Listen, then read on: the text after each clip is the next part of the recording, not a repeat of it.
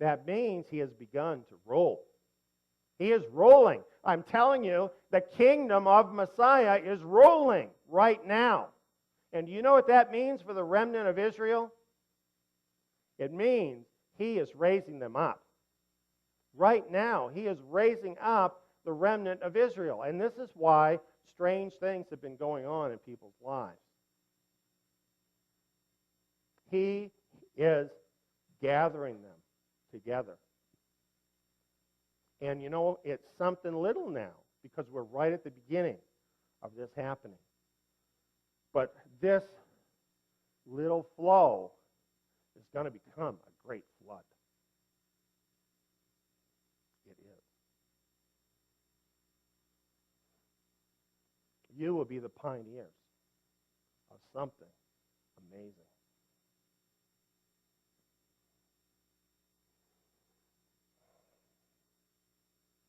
What did he do with the scroll? You know what he did? 4 of those seals came right off.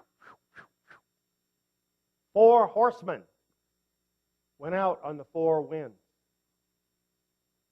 Let me tell you, this has happened. They are there. They are no longer in that scroll. They are real now in our world. They have been let loose on the 4 winds. You know, Yahweh showed me this in 2008. One of those horsemen is economic or global economic crisis. That's what he showed me. Global economic crisis. That's even the term he gave me. In my radio programs that are in here, I told people that the black horse rider is going to come to your neighborhood soon because he's been let loose by Messiah on this world. This means global economic crisis like the world has never seen before. You know what happened? You know what the response was? Some people wrote to me and they said, you shouldn't be trying to scare people like that. That could never happen. In a few months, the stock market started crashing, not only in America, but around the world. And the phrase that I used in my program, global economic crisis, started being on the headlines of newspapers around the world. Certain government figures today are saying that the economic crisis is over. Let me tell you something. We haven't even started yet as to where this is going to end up. All the things that those 4 horsemen represent are let loose into the world. Why then doesn't everything just come crashing down? Here's the reason. Because Yahweh is holding back the full brunt of all of these things because he is selecting the remnant of Israel.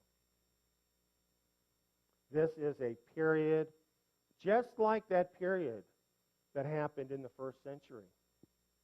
And he is calling out his remnant people. And the world is going to see something so strange happen here over a period of time. Because there is going to be a believing nation of Israel in the world, of people that are scattered everywhere. You see, you might be part of the remnant of Israel. But you might say, wait a minute now, that can't be because I'm an American. Or I can't be an Israelite because I'm a Canadian. Or I'm a Kenyan. Or I'm a Chinese person. How could I be of Israel? But remember what happened to Israel? Israel was scattered throughout the earth. All the nations of the world. You can't say that you're not of Israel. You don't know. You don't know because Israel lost their identity. But all the prophets tell us that this will happen. You know, Christian scholars have had so much trouble with this prophecy. They have tried spiritualizing this because this is in all the prophets. I mean, you just spend a little time reading the prophets, they all say this, that this is what is going to happen in the final days, that the remnant of Israel will be regathered as a nation. It's everywhere. And so, you know, the Christian scholars have spiritualized this. Oh, this pictures the church and what God is doing in the church. We all know God is done with Israel. They're wrong. God could not be done with Israel. In the book of Jeremiah, he said that sooner the stars would fall from the sky that Israel would cease to be a nation before him.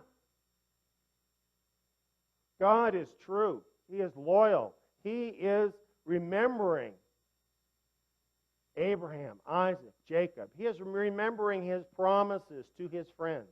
He is remembering the covenant with David. The Gentile times are over, and Israel is being raised up to be his glory in the world. But it's a different kind of Israel than what people have ever thought. This is a multicolored, rainbow Israel.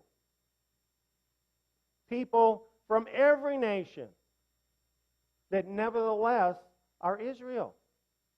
And he is raising up this remnant. And they will be drawn together. And you know, the rest of the world will look at this and scratch their head. They're going to think this is some weird cultic thing. This can't be real. And anyway, I'm going to be raptured out of here, so I don't really care. That's what they're thinking. Well, it's all going to end up different than any of those people ever thought. Because God is going to keep his word. He's going to keep his word literally. And he is going to gather the remnant of Israel out of all the nations. He is going to cause them once again to be a nation. A real nation. And in his time, the second Exodus is going to happen. Those people, now part of this restored nation that he has pulled out one by one. He's going to gather them together, and they are all going home. And we will be restored to our land. And it's all going to happen. And this part is what may sound a little different to you than you've heard before, but it's all going to happen before the Great Tribulation ever breaks out in the world. It has to, because it's in the land of Israel that the remnant of Israel will be protected. They will return to the land just like those faithful ones in the first century went to Pella before the tribulation descended upon Judea. And they were in that place of safety. See, there are scriptures that talk about that, about escaping the trouble before it happens. Many of the pre-trib rapture people take those verses and they apply them to the Gentile church, saying, oh, well, this means that we're going to be raptured out of here before the bad stuff happens. But actually, it's not talking about Yahweh actually transferring us out at that time. There will be a gathering up, but that is going to occur later. Before that, all the prophets say that we're going to return to the land, and that is where we will be protected. Like, for instance, right here in Luke chapter 21, when this finishes up here, it says, truly I say to you, this generation will not pass away until all things take place. Heaven and earth will pass away, but my words will not pass away. And it says, it will come upon all those who dwell on the face of all the earth. But keep on the alert at all times, praying in order that you may have strength to escape all these things that are about to take place and to stand before the Son of Man. And A little earlier here, when it talks about all of this, it uses the word escape. In fact, right here in this verse it uses it, that you may have strength to escape all these things. Well, the Greek word here means not to be snatched out, but it means to flee away from. That's what the word means, escape here. It means to flee away from. That's exactly what the remnant of Israel is going to do, because they're going to flee out of all these nations where all this trouble is going to descend. And they're going to come together in a place